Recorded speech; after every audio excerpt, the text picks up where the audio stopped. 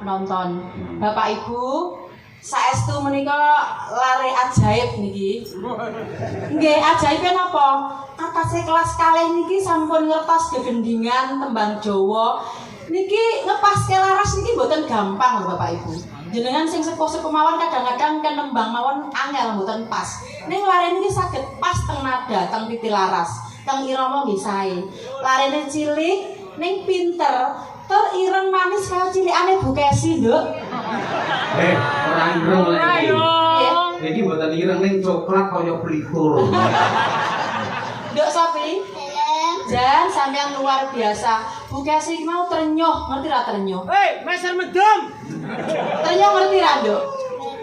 Ternyuh kuwi ronto-ronto ngono lho, kudu nangis. Atase bocah cilik ndek rono. Atase bocah cilik wis pintere kaya ngene, Nduk Sofi.